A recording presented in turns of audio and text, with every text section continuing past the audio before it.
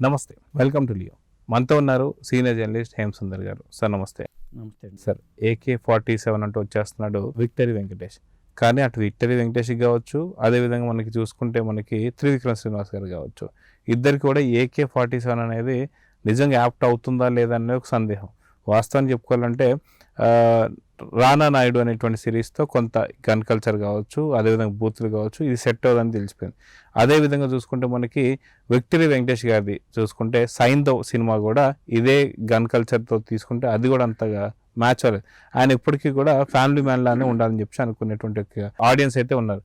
ఇటు త్రివిక్రమ్ గారికి అటు ఏదైతే అరవింద సమేత కొంత ఓకే అనిపించింది. కానీ ఇక్కడికి వచ్చేసరికి ఇప్పుడు వీళ్ళిద్దరి కాంబినేషన్లో ఈ టైటిల్ మనం ఏదైతే ఉందో ఆదర్శ కుటుంబం AK-47 అని చెప్పేసి రాబోతుంది. ఏంటి ఈ సినిమా? అదే ఒక ఓపెనింగ్ జరిగిపోయింది. సో దీని గురించి మీరు ఏం చెప్తారు? AK-47 అనగానే మనం తుపాకీని అనుకుంటాం, కానీ ఆయన పోస్టర్ కూడా రిలీజ్ చేశారు. ఒక చిన్న బ్యాగ్ పట్టుకుని మంచి హోమ్లీగా ఆయన వెళ్తున్న లుక్ వచ్చింది. కాబట్టి ఈ AK-47 ఆ AK-47కి సంబంధం లేదు. త్రివిక్రమ్ శ్రీనివాస్ గారు అంటేనే ఫ్యామిలీ సినిమాలు ఎక్కువ ఉంటాయి. విక్టరీ వెంకటేష్ అన్నా కానీ ఫ్యామిలీ సినిమాలే గుర్తుకొస్తాయి మనకి. కాకపోతే వాళ్ళిద్దరి కాంబినేషన్లో సినిమా రావడానికి ఇంతకాలం పట్టింది. ఇప్పుడు ఆనే సినిమా చేశారు ఆయన. మరి ఆ పాత్రలో తెలిసిన పాత్రలు అయినా కలుసుకోవడానికి ఎంతకాలం పట్టింది అన్నారు. కాబట్టి వీళ్ళిద్దరూ ఒకరికొకరు తెలుసుకున్న వాళ్ళే, కానీ సినిమా చేయడానికి ఎంతకాలం పట్టిందని చెప్పాల్సి వస్తుంది. ఎందుకంటే మరి K. విజయభాస్కర్ గారి డైరెక్షన్లో వచ్చిన సినిమా నువ్వు నాకు నచ్చావు. ఎందుకంటే త్రివిక్రమ్ శ్రీనివాస్ గారికి స్వయంవరం కానీ నువ్వే కావాలి కానీ మంచి పేరు తెచ్చిపెట్టిన తర్వాత రావంత్ యోగేశ్వర్ గారు నువ్వు నాకు నచ్చావంటూ ఒక సినిమా స్టార్ట్ చేసి ఆర్తి అగర్వాల్ హీరోయిన్, విక్టరీ వెంకటేష్ గారు హీరో. దాన్ని విజయభాస్కర్ గారు డైరెక్షన్లో చేశారు. దానికి కూడా శ్రీనివాస్ గారే పనిచేశారు అప్పుడు. అలా ఫస్ట్ టైం వాళ్ళ కాంబినేషన్లో ఆ సినిమా వచ్చింది, రైటర్గా వచ్చింది. ఆ తర్వాత అదే విజయభాస్కర్ గారు సురేష్ ప్రొడక్షన్స్కి మళ్ళీ సినిమా చేశారు, కత్రినా కైఫ్ హీరోయిన్. ఆ సినిమాకి రైటర్ కూడా త్రివిక్రమ్ శ్రీనివాస్ గారే. కానీ 2 సినిమాలు చేసినా ఈయన నువ్వేతో డైరెక్టర్గా మారినా మళ్ళీ విక్టరీ వెంకటేష్తో సినిమా చేసే అవకాశం ఇంతవరకు రాలా.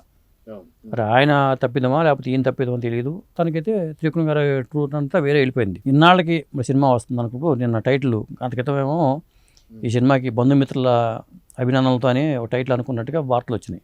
అలా రకరకాల టైటిల్స్ ట్రెండ్ అయినాయి. చివరికి మళ్ళీ ఆ సెంటిమెంట్ వైపు ఈయన మొగ్గు చూపారని చెప్పుకోవాలి త్రివిక్రమ్ గారు. ఇంకా ఆ సెంటిమెంట్ ఉంది. అరవింద సమేత, అత్తారింటి దారేది, మరి ఇలా ఈ కావులనే మళ్ళీ ఆదర్శ కుటుంబాన్ని పెట్టారు.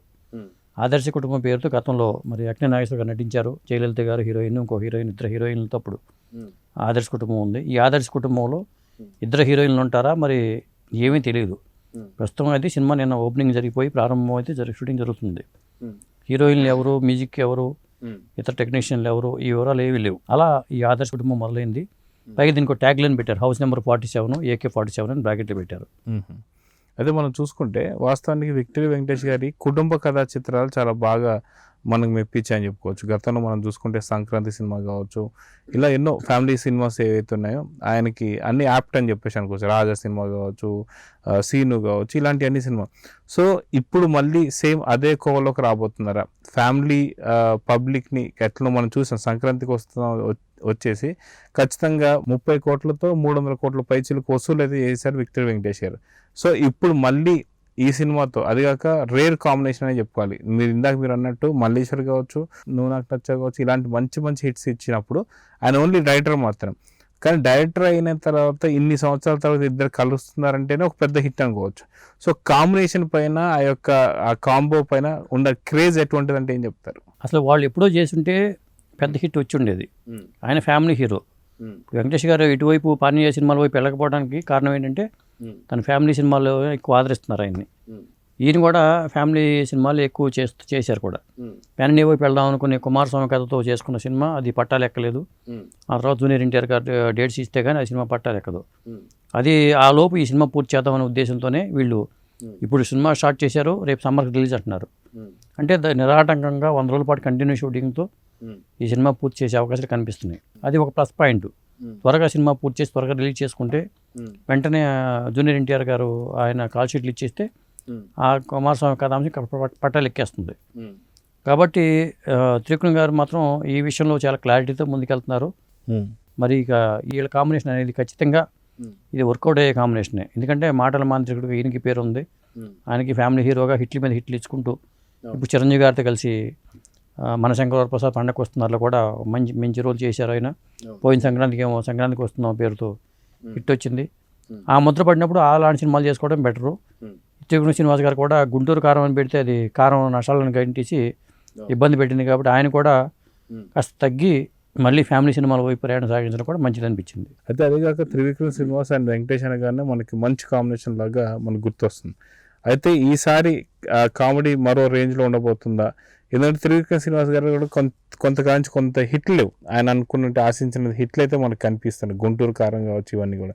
సో ఈసారి త్రివిక్రమ్ శ్రీనివాస్ గారికి హిట్ ఖాతాలో వేసుకోవడం ఎంతవరకు ముఖ్యం అంటే ఏం చెప్తారు? అంటే ఆయనకి హిట్ అవసరం, హారిక హాసిని క్రియేషన్స్ బ్యానర్ కూడా చిన్నబాబు గారికి కూడా హిట్ అవసరం కాబట్టి వాళ్ళు సొంత బ్యానర్లో సినిమా చేసుకుంటున్నారు.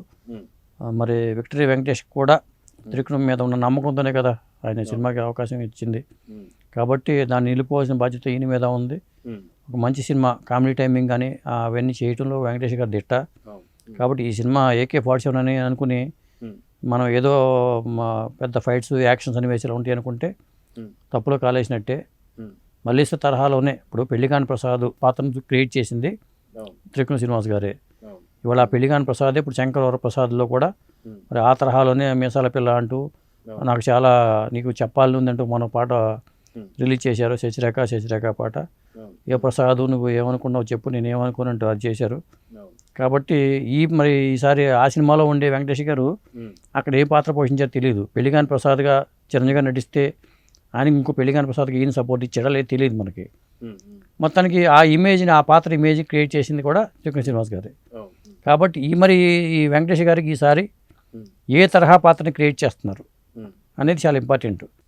అయితే అదే కాక ఈ సినిమా టైటిల్ ఏదైతే ఉందో, ఈ సినిమా టైటిల్లో ఉన్నటువంటి AK-47 ఏదైతే ఉందో, ఆ AK-47 నుంచి బుల్లెట్లు వర్షం గురించి చూపించబోతున్నాయా లేదంటే నవ్వుల పువ్వులు కురిపించబోతున్నాయి అంటే ఏమంటారు? నేను అనుకోవటం బుల్లెట్లు వచ్చే అవకాశం ఏం లేదు. అది బుల్లెట్ల వర్షం బదులు పూల వర్షం కురిపించే 47 అది. అది ముఖ్యంగా ఆర్టిస్టులు ప్యాడింగ్ ఆర్టిస్టులు ఎవరెవరు ఏంటి, కథా కమామేషు ఏంటి ఇవన్నీ రావు. కానీ చాలా ఫాస్ట్గా సినిమా చేసి ఇన్ని రోజుల్లో ఇన్ని తక్కువ రోజులు సినిమాని పూర్తి చేయొచ్చని త్రివిక్రమ్ శ్రీనివాస్ గారు నిరూపిస్తే హిట్ కొడితే జనాలకు అదొక మళ్ళీ ఒక మార్గదర్శిగా ఆయన నిలుస్తారని చెప్పొచ్చు.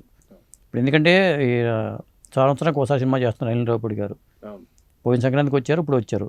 శ్రీనివాస్ గారు ఇప్పుడు ఈ సినిమా రేపు సమ్మర్ అనుకుంటే వెంటనే ఇంకో సినిమా స్టార్ట్ చేసి మళ్ళీ వెంటనే ఇంకో సినిమా చేస్తే సంక్రాంతికి ప్లాన్ చేసుకుంటే ఆయన కూడా ఇక ట్రాక్లు పడిపోయినట్టే.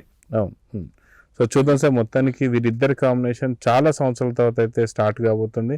సో మొత్తానికి వీళ్ళిద్దరికి ఆల్ ద బెస్ట్ మన లియో తరఫున చెప్పేద్దాం. నమస్తే. నమస్తే అండి.